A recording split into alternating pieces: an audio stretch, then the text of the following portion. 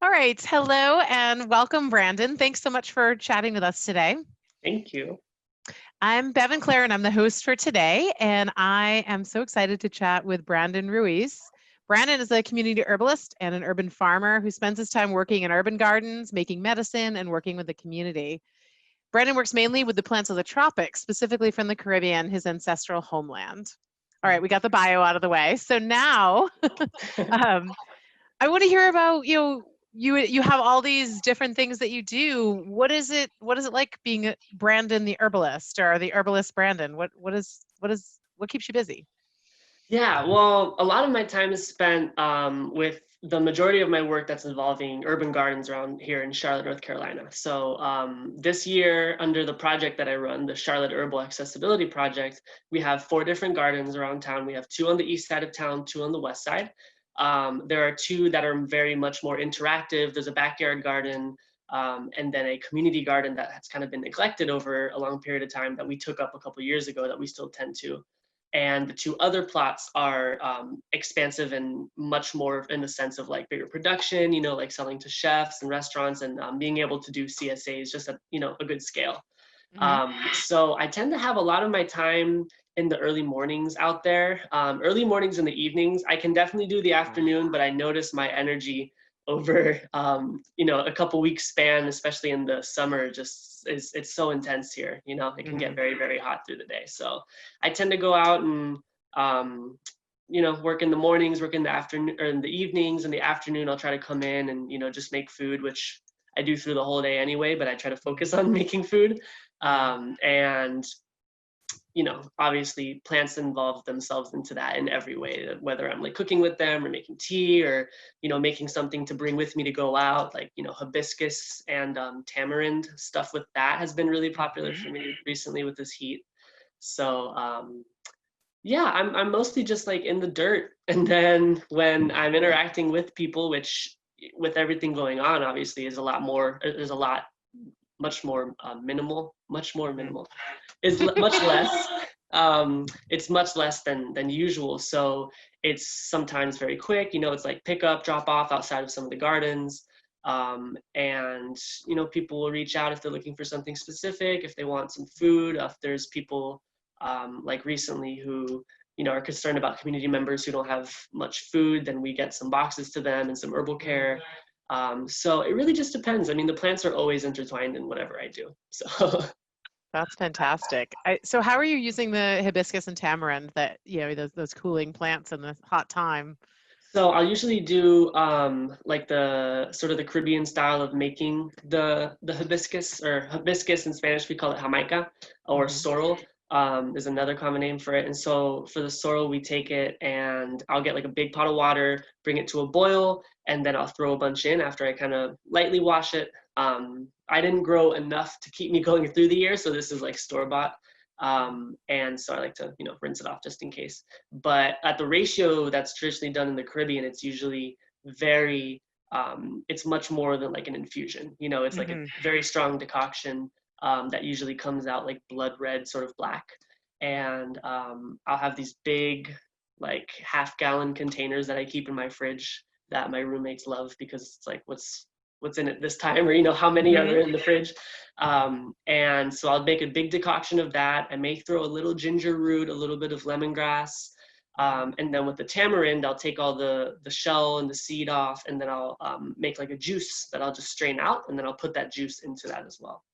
Um, Nice. So you yeah. sweeten it with the tamarind predominantly, or? Yeah, it could take a little more sugar if I wanted to. I may put like a couple like twigs of stevia or something in there, Hmm. or just sugar. But the tamarind definitely is a little sweeter, but it's very tangy. It's a very Yeah, tangy drink, but that flavor is just very like, you know, tone things down, cool you off when you're out there all day.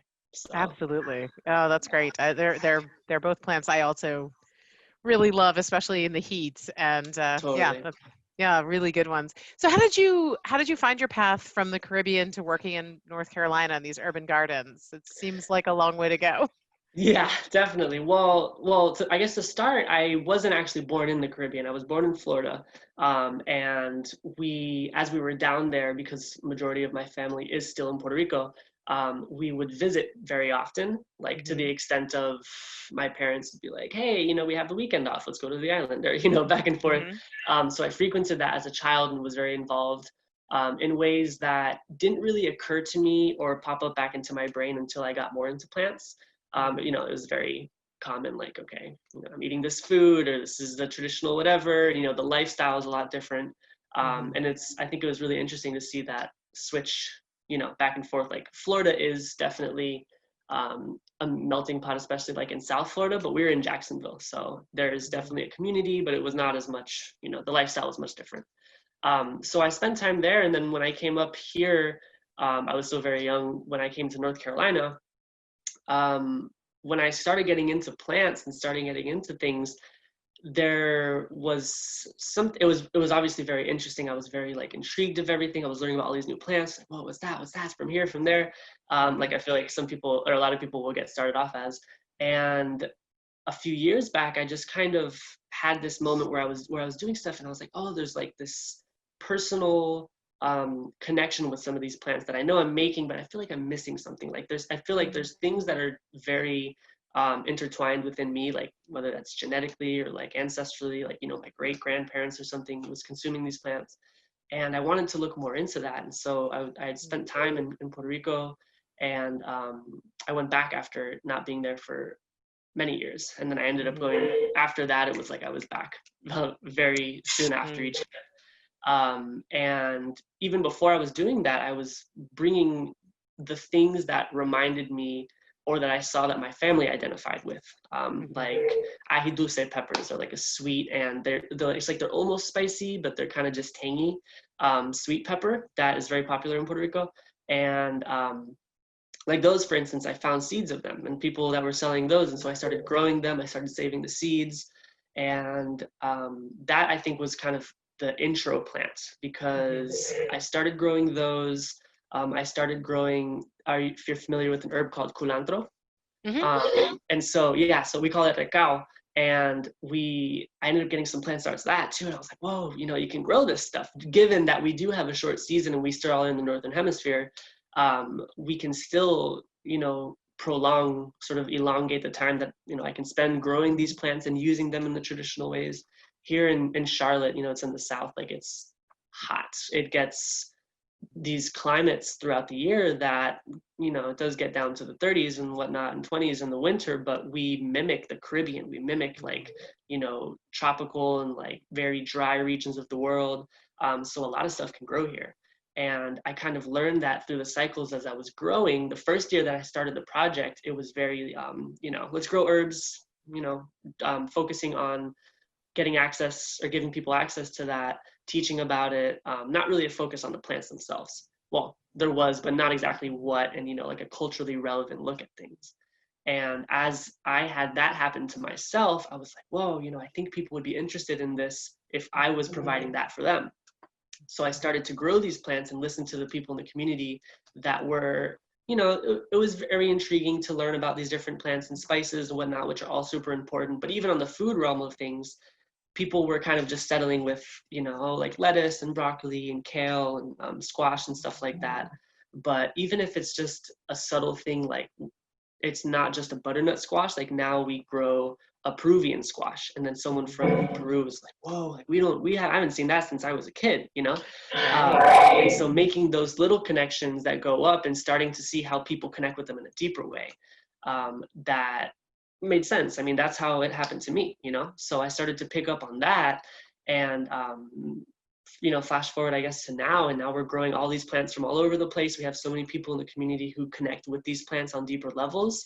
And that feels like the default for me now. You know, it's like when I introduce herbal medicine, urban farming, growing food and whatnot to people, that's sort of the foundation that I start with instead of building up to it, because I think that people click with it easier, you know? And there's a lot of knowledge and information that I think exists within communities, especially within the diaspora, it's usually just 1 or 2 generations back, you know, like, oh, my mom used to do that, my grandmother used to do that, she would give me that for this. And so to reconnect people with that it's beautiful to see people, you know, have that reconnection finally. So yeah, what a gift to be able to give to people. definitely, yeah. So have you ever, have the plants that you're growing, especially plants that are coming from the Caribbean or from Latin America, have they ever introduced you to people? I'm just wondering if there's people that have walked by your gardens or something and seen these plants and been like, wait a second, what Yeah. is that doing here? And then they have to find you and find out who planted it. Yeah. There's one of the gardens that we started in last year, which is no longer. It kind of got cleaned out, and it's like a community space. Even though with everything going on now, there's not many gatherings going on there. But it was on the west side. It's between the two plots we have on the west side, and it was last year we did an Afro-Caribbean garden there because a lot of the community in that area was of that background. And so I remember I had it was I don't remember if they were son and grandfather. They were related in some way, and they were from Cuba. And they came by one day because one of my collaborators, Bernard Singleton, who has a whole farm and project here in Charlotte as well, he was like, "Oh yeah, we have some of the hibiscus," because they were like, "Oh, we want some jamaica to make something with." So he came by, or they came by, and I kind of gave them a plant walk around stuff, and they were like, "Whoa, I know that and that and that and that." And, they were pointing all of these things out, and were just amazed that it could grow there. And I was like, yeah, it's not really even that hard. Like some of these things, just bring them in, or they'll flower and go to seed before, and you save it for next year. And so situations like that, yeah, have happened. I tend to be very, as surprised. I like to talk about plants, and I've brought it up in conversation with people because I do know that in a lot of other cultures, I think also, within the melting pot that is like the United States, but in other places, food is a very common thing that, whether it's on conversation or, people come over, it's like food is sort of the median between things, like the channel. And I brought it up to a man. Actually, I was just looking at his business card. I got my car towed right after the planting of that garden, actually, and my car was acting up, and so I found a company that would tow it, and his name is Mohammed, and he came and picked it up, and he was super friendly, and he started asking what I do. I talked about plants and whatnot, and I guess that was my entry to be like, okay, he's maybe he's consenting to me talking a little more deeper into food. And I started to mention, I was like, oh, do you like to cook, blah blah blah. And I mentioned a plant that we grow here called, it's one of the common names that's a little more, I guess, pronounceable in like English is Molokia. But he, I believe, was pronouncing it like Molokia. And he's from Tunisia. So I mentioned about Molokia to him, also because I knew. I was like, oh, do you know about Molokia? Casually. And he said, yeah, I used to cook that. I said, oh, well, we grow a lot of it, and we have it fresh. And he was like my mother cooks that, and she lives here, and she would be excited. And that was like the little snap. And this man was telling me like the recipes, like you have to prepare the lamb like this, and the sauce has to be made this way and this way, and just so sweet. A big thing that I also happens with people is like, he was like, oh, I'll make it and you can come over and we can eat. Like, I want you to try it. And people are just very, generous. And so I got him, some mulukhia, and actually, it's ready now. I have to reach out to him. But that's another one where, it just comes up in conversation, or people come by the garden, and it's usually, especially the urban one, like on the east side, it's just jungle. And there's some leaves that kind of pop out, like the Peruvian squash leaves are the size of my head. So people be like, whoa, it's a big leaf. And then, people want to come in and look around. And usually people know some of these plants that in a lot of other places is sort of like, they're obscure, they're very hard to kind of recognize, or like, what is this plant? And it just kind of grows from there. So. Wow, that's fantastic. I love those plant people connections, and it's really important what you're doing, bringing all this to your community. Definitely, so I was poking on a line about you, and I found the League of Creative Interventionists. Yeah. And noticed that you were awarded a fellowship this year. So congratulations. Yeah, thank you. I appreciate it. So what is an interventionist? Will you tell us about that? Yeah, definitely. So for this fellowship, it was me and two other fellows here in Charlotte. and also one in Charleston who actually runs a farm, Jermaine Jenkins, who runs Fresh Future Farm, which is an amazing project in Charleston. And basically an interventionist is someone who is utilizing, you know, their skill, the resources that they have, and the power that they have to create and to be creative as a method to intervene with, you know, issues and problems within the community, any sort of things going on that, you know, we can use as a vehicle to address things within our communities, other communities within, you know, larger places as a whole.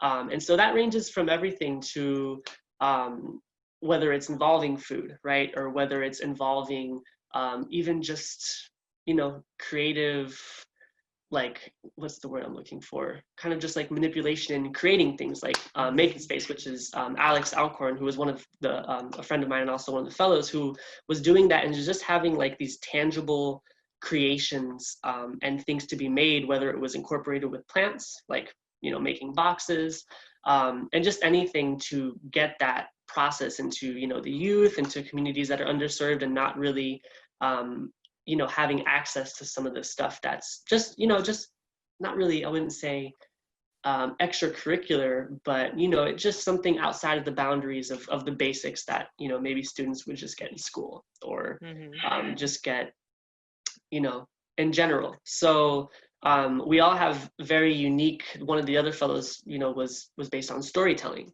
And so these are all just ways that we intervene and start conversation, start, you know, more awareness on certain issues that may be happening, and how do we address them using our creativity and the things that we do best, and, you know, moving forward from there. So, yeah. That's very cool. What a neat organization. I'm gonna go check out some of the profiles of the other fellows and see, because it sounds like everyone's doing important work. That's great. Yeah, they're really cool. That's so funny. I was saying it, and in my head, it was like the two basically like my, you know, mentors and those who have guided me through that fellowship. I felt like I could feel them here, like, what is an interventionist? And I'm like, it's like I gotta represent. So I know, right? You're like, oh, I don't know. Yeah, that's a pretty neat thing. I love that idea, because it's just, it's well, I mean, it's such an active way to describe a mission, and it also is very open-ended. So switching gears a little bit, you know, you identify so strongly with the practices of your ancestors. I was wondering, let's say they have like a magic spying device. They're looking in their little it's like a little clear pool of water, and they can see everything you're doing, and they're watching you in the future, because these are your ancestors. What do you think they would recognize, and maybe what do you think they wouldn't? What would they look at? I mean, obviously the modern technology, but like your role as an herbalist and what you're doing as a farmer and an herbalist, what would they see that they knew, and what wouldn't they? I think that what they would know and they would realize is the mindset of not well, maybe the lack of mindset of scarcity, right? Because I think that my ancestors, as most of, you know, all of our ancestors, have had this experience of finding resources within nature and within plants in times of scarcity, or within times of also, I guess, like abundance. I mean, there's always just so much, you know, and that's a lot of how the history of how these plants even came to be involved, and, you know, people learned about them is through experimentation and learning and being like, how do we do this? How do we do that? Like traditionally within, you know, the history of the Caribbean, like yucca or cassava root is, you know, something that's very prominent within Taino and like Puerto Rican culture, Dominican, all throughout that region of the world. It's prominent to the extent that there is a deity / like god named Yucahu that represents the yucca in Puerto Rico. And so the yucca is something that's so powerful, and, you know, there are different varieties of it. There's wild ones that they call the bitter yucca. And the bitter yucca, when you cook it, you need to really, really cook it. And it has a history of being used even as a poison, and because it's so toxic. And then the sweeter yucca has had history, you know, sustaining civilizations basically, and being used as a staple food. And so what I love, especially this year as I've like kicked into gear of having all these different plants, is being able to grow these plants. I think they would recognize even just the traditional formations of how things grow. I mean, unfortunately, in North Carolina, I don't have a rainforest. I don't have, these big expansive areas of the wild plants that they would be familiar with. But even as simple as, I'm thinking very specifically, I've like walked through this garden so much. I always, when people ask me something about it, I can just kind of see the whole garden in my head. Like there's this here and that and that. But in one of the plots on the east side garden, we have a big row of yucca, of cassava, that right now is already taller than me. It's about 8 feet tall, or they're all about 8 feet tall. And there are some traditional practices involving like intercropping, or kind of considered like polyculture, where there's obviously the higher story of the plants, and then below that there's something else, and there's a ground cover. And I try to mimic that with those same ancestral plants. I try to put the peanuts as the ground cover on the bottom, a little more bushy. We have a plant called poleo, or it's a lipia. So lipia alba is it. And it's used traditionally for colds, for fevers, for ear aches, for everything, kind of just a general nice tea that tastes and smells really good. And so I think they would recognize that, and how the relation to how I organize the plants, I guess. Not really organized, but I let them do their thing, and they grow very well like that. And I think with herbal medicine, yeah, it would be that, like using the things that I have, walking outside into my backyard, and even if I didn't plant it, but it's something wild, being able to turn that into something significant, into soup or into a tincture, things like that. There are some traditional recipes and things that that even like my grandfather, who passed away earlier in the 2000s, has done, that my uncle has told me. I'd be like, wow, like I've kind of made something similar to that, like I feel like it would be cool for him to see that and be like, wow, he's making these.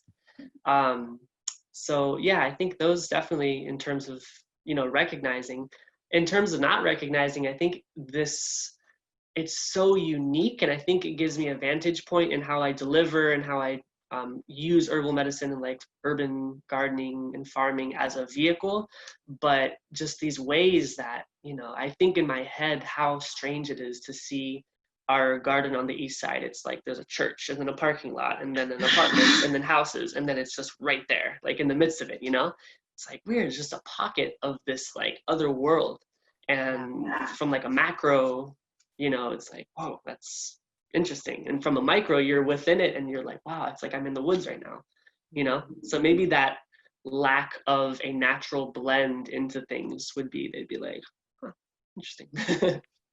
Yeah, they'd probably feel pretty badly for you, You'd be like, no, but I have running water and electricity and all of that. And they're just like, yeah, no, I mean, there's no rainforest, there's no, ecosystem that's, on any type of grand scale there. So yeah, it's so interesting. It sounds like the plants are, your ancestors are kind of teaching you via the plants, the plants are your teachers, and you're learning these things, but it's, it's coming from that human perspective that has had this long relationship. So yeah, that is pretty neat.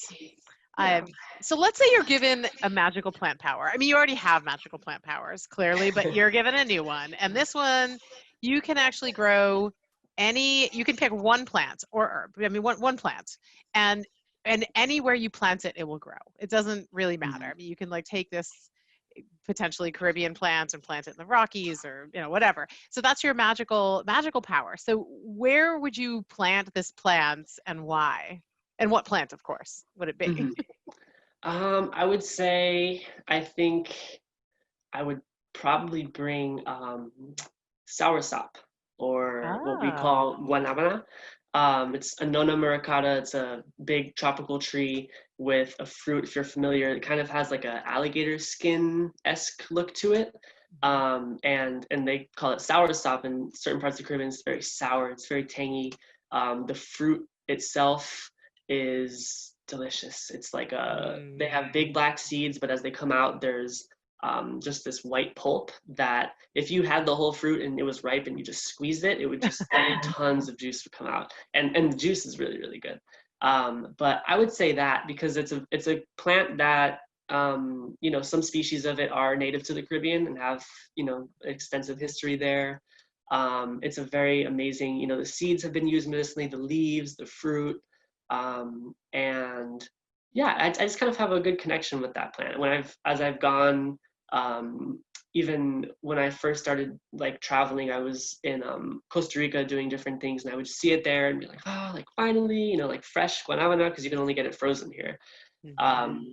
But yeah, I would say that there's also a story that one of my teachers, Maria Benedetti, in her book, one of her books, which actually I think is this one.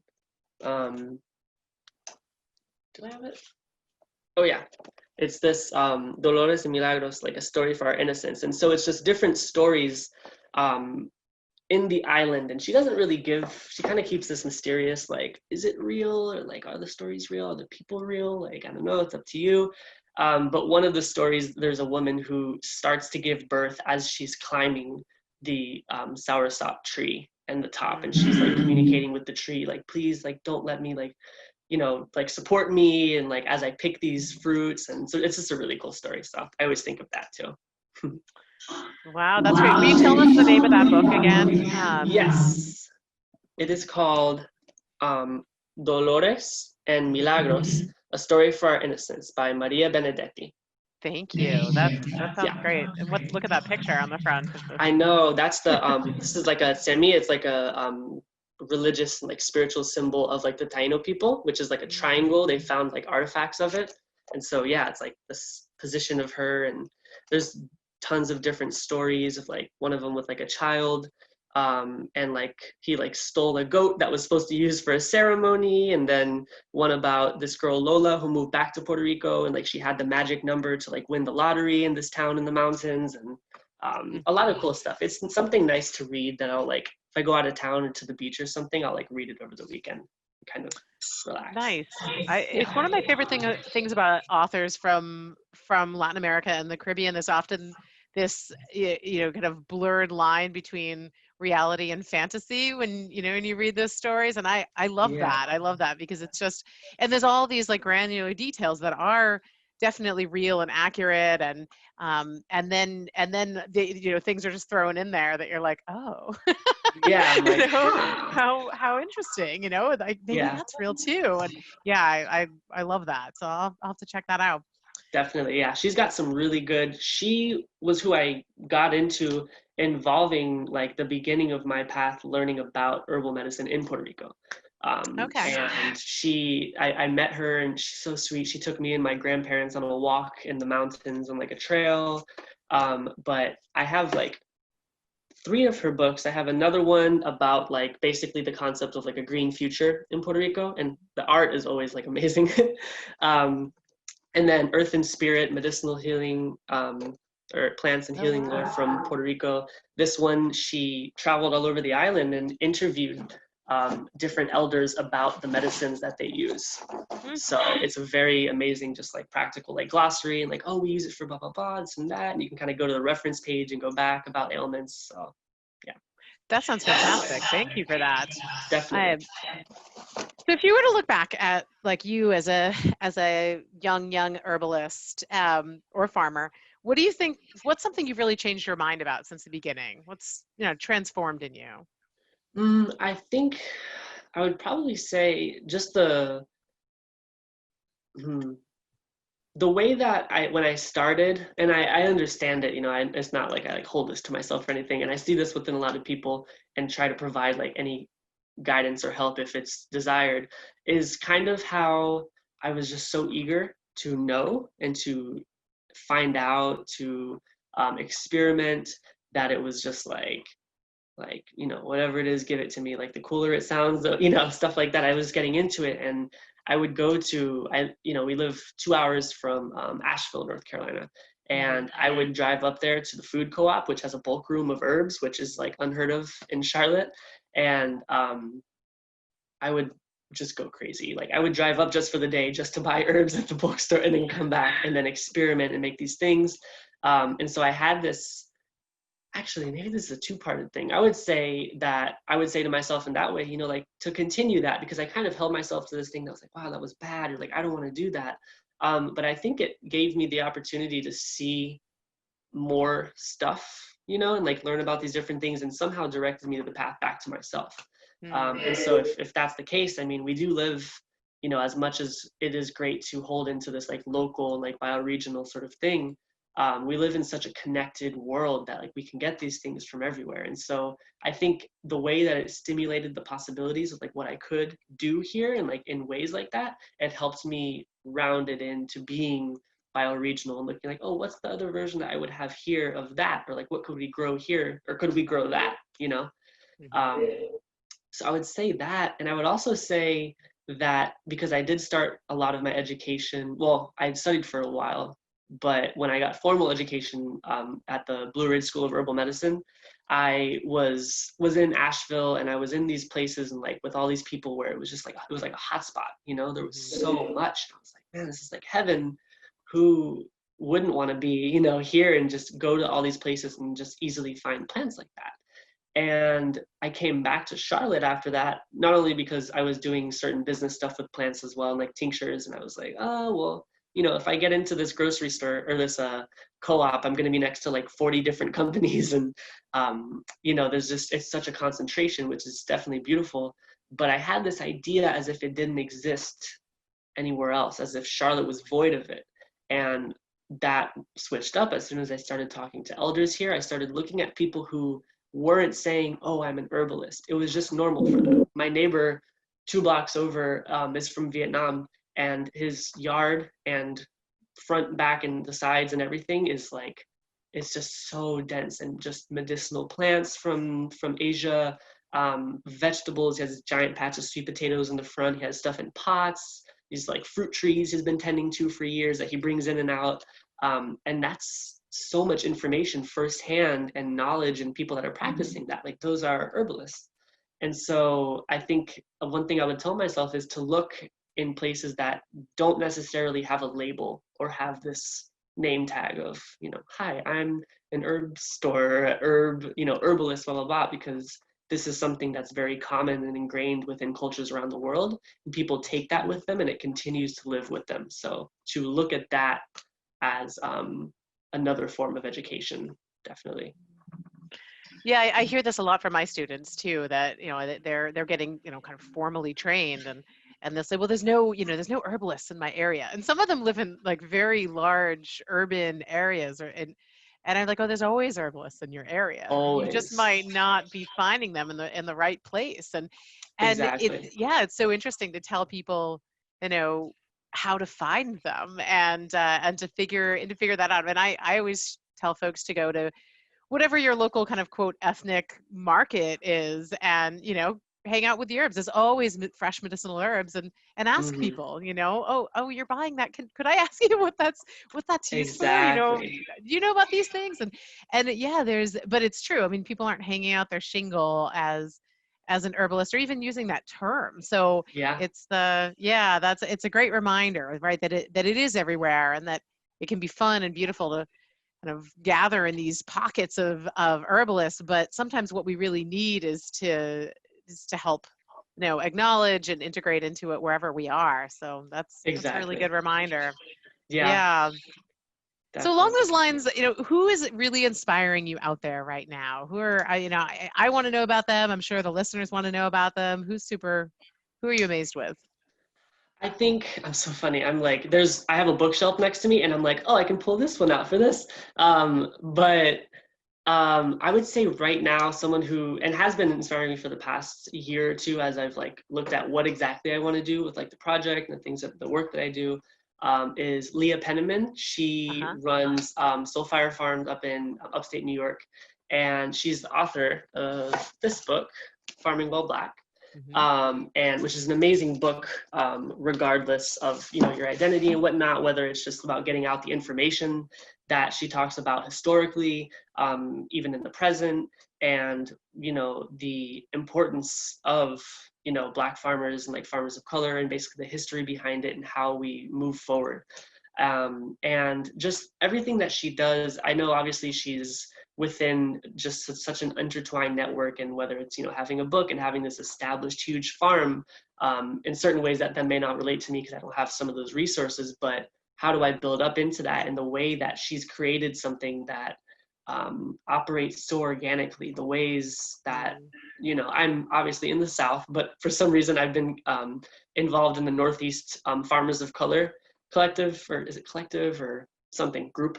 And so I get all the information from them just in a way to kind of see how they operate there, and like, okay, what are their methods of doing that? And yeah, I would say Leah for sure. She's just amazing. I've seen some of her talks. I've never been able to like see in person or anything, but to hear about the things she says, to see the work that she does, and the ways, like, I'm not sure if you've ever seen on the website, but they have like, this is like our progress report. This was 2019, and this is the goal for the next. And it's so intrinsic and so, you know, to have something like that, I think I'm a very like tangible numbers person. Be like, we fed this many families with this many pounds of whatever, and blah blah blah, is just really cool. Like she has it down pretty well. So. That is great. So that's, you know, that's Leah Penniman, and she wrote Farming While Black, and she has her whole website if listeners want to go check her out. She is also one of the keynotes at the American Herbalist Guild Symposium this year, Oh, nice. which is Awesome. online. So that will be, that's also fun. Yeah, thank you. Anyone else that comes to mind, or is that your top pick that you had on top of your head? I feel like that's the top pick. I mean, I think it's at this point in time, especially with the way that everything is, it becomes like little random, not random people, but just like very, you know, friends, or one of the plots that I run on the west side, the man who lives there, his name is Shorty. And even just like the discipline of like keeping a garden somewhat well maintained for the interaction for people. We have callaloo, or amaranth, like a wild species of amaranth that grows here that we eat and we keep the seeds of. But it comes up like crazy in that field that's also his backyard. And so yesterday I went and talked to him because we've been cleaning it up. And one of my collaborators, Mr. Bernard, also is definitely, he's kind of out for the count. He's got a lot of stuff going on. So I'm trying to help out with him a little more. And Shorty's like, well, you know, we're going to do this and we're going to till it and blah, blah, blah. And that should be done by the weekend, whatever. It's just like, you know, the discipline of stuff like that, I really appreciate. And I feel like I can always learn more about. So I guess I'll say him too. Great. Thanks. Shout out to Shorty who gets stuff down. That's great. That's Definitely. great. So clearly the world needs more herbalists, farmers, Black farmers, urban farmers, but especially with these populations, how do you think our roles will grow and change in the coming decade? And everything's changing so fast right now. I mean, I think, you know, the coming year or two, what are herbalists and urban farmers going to be doing more of? I think the network of like connectivity is going to be a lot more tighter. And I think that there is going to be a lot of resources that people have had and been like, okay, you know, where does this go from here? Like, I'm feeling very alone, like, especially when I'm talking with and learning about these other like, you know, collectives, or like, you know, farmers of color who are like involved in different projects. And they're like, you know, we got to get this out, blah, blah, blah. I've been part of conversation in the, I guess it would be considered like tri-state, tri-city, within North Carolina, that's like Durham, Raleigh, and like that area, Chapel Hill, and which is east about 2 hours from me. And there's a lot of conversation on like, how do we do this? How do we grow this food? And then have a network of the herbalists to go to. And then that funding comes back into the farms, and then we keep it going, and, you know, keep it tight. And so I think that that's going to be a big thing, is having those communities and channels of connectivity that our resources can flow within our communities, and sustain ourselves for sure. And I think also another way is to tap into, again, like those elders and the people who've been doing this for a while that really don't correspond to, say, just like an herbalist, they probably wouldn't say they're a farmer, you know? Mr. Long, whose house looks like a paradise, would not say he's a farmer. He's just like, oh, I've talked to him and he's like, you know, I like to garden. I'm getting older, and I like to move around and make sure I'm still active. And I'm like, this is like a farm. This is just so much food. And so I think doing that, because even when we come up with this stuff, I think it's important to not overshadow the people who have been doing this in such a culturally relevant and very intimate way, to not come in and be like, oh, now we're doing blah, blah, blah, or this is, the first, not first, but, to try and act like we've pioneered these things when the people around us, especially within communities of color in places like Charlotte, where it's a hot spot for such diversity, to not try to overshadow that. And I think that I foresee people, hopefully, I definitely feel like I would see myself doing it, is to integrate with those people and have them to be part of the equation. It's not just this upper thing that happens, it goes out, whoever buys it at a farmer's market. We're narrowing back down into the smaller places that have always been doing this, having, Ethiopian basil, like we've been harvesting, or besobela, which is another name for it, and like selling it to the local Ethiopian market and meeting people. I brought that up because that happened a week and a half ago. And then I talked with a man who lives in, I think, Durham or Chapel Hill, which is that area as well. And he was like, oh, so what else do you grow? I said, we grow ginger, we grow the Ethiopian basil, we grow this and that. He said, ginger, my wife and my daughter would love that. So they're making it a thing to drive all the way over here when we harvest the ginger to harvest with us and like process and take some home. And so just getting people like that on this smaller scale and not keeping it as something that is not keeping it, but turning it into something that's industrialized, which I really don't think it will be. I think the movement is obviously coming down to like looking at our communities and keeping it smaller and more intimate connections. But yeah, I think that all of those communities are going to be part of the equation, hopefully. So yeah, it's like bringing people joy through all this food and these plant connections. And I think the plants give people joy all the time in all different ways, but so many people don't ever experience that. They're yeah. And I think especially people who identify strongly with a culture and then they're taken away from it, so that like they adopt to the diet where they're at, but they don't find that like, oh, that love or that joy in it. And so Exactly. that's so awesome to be able to take some of these plants that people haven't seen or have this strong connection with and kind of reconnect. And it's just the thing that we need. So I love that. I love it. Yeah. So I have kind of a silly question. This is our last kind of silly question, and this is, okay, so you're stuck in a cave. You're in a cave. Picture it's a big cave. Okay. It's probably a water source, but it's totally dark in there. You can't see anything at all. And you have a pouch.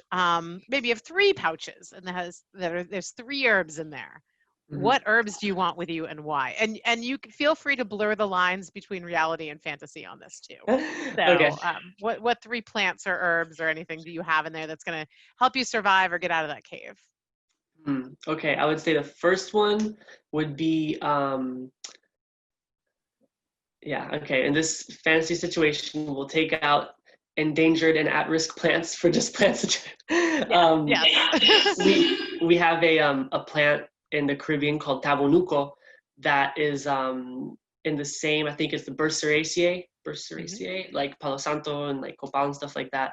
And it produces a resin that is it's amazing. It smells like Vicks Vapor Rub and like menthol and some other stuff. I have a theory on that too, like why a lot of like Latin American, like Caribbean families like are drawn to that. And this is like an ancestral plant that like historically indigenous people have used that smells like that. But anyway, I would say tabonuco resin, because another traditional use is they'll slash it and they'll leave a leaf under it, or like either like a palm leaf or part of like the banana leaves, to let the resin drip in, and it would burn for like hours. It was so flammable instantly it would burn. So I guess I got my fire source there with the tabonuco. And then I would say I would have some nyame is a root that I've really been liking. I think it's Dioscrea. It's considered like the true yam, like the African yam. And nyame is one that grows wild everywhere, and it's just this giant root. Like the roots can be the size of my torso within a season. Wow. So I feel like I've got some good food with that. So yeah, some nyame, and a third one. I guess I've got to season my nyame. Apparently, I'm only concerned about eating, which maybe is good. I mean, I'm in a cave, so nothing else. I'm not worried about anything else like coming at me or someone being in there. I'm like, I'll just be at peace and eat my ñame. I think my third one would be probably recao or culantro. Yeah, season it. I mean, chop it There up we a little go. bit and put it in there. If I got any, I tend to get a little anxiety that goes to my stomach. So some aromatics for my digestion and kind of chill out and be like, all right, I'm in the cave. I can see and I'm eating, so that's good. I love it. I love it. So if any, now we know if we're ever trapped in a cave with you, we will be well fed, at least. We might not ever That's get it. out or anything like that, but we are definitely going to be really well fed. Yes, and if I love that. needed, we can spare part of the ñame as a weapon. They're very heavy and they're portable, so whatever I think works. this is a good theme. This is a theme for you for sure. It's like Yeah, this, feeding people and like, but in like a really thoughtful, grounded way. So I exactly. love that. I love it. Yeah. Well, thank you so much for your time today. It's really been inspiring, and I Thank just you. I want to go to your garden and see some of it, and I'm sure many people do. If people, do you need volunteers in your garden? If people live in the area and they garden and Yeah, the weeks I tend to organize myself better than the weeks I don't. I usually put out calls about volunteers. Like I probably will this week and next week. I'm usually, I mean, for that many spots, I'm out every day basically. But we definitely take volunteers. It's been harder to do different events. I love doing, different events and making food and doing classes and stuff. But we do stuff on social media, whether it's like interactive, like classes and whatnot. Because it is such a long, name, Charlotte Herbal Accessibility Project, something I'm also working on, like shortening to something. The abbreviation for like the Instagram account is @CLT HAP. And on there, you can find information about anything we're doing, any sort of classes, days that you can come out and work if you're local too. So fantastic.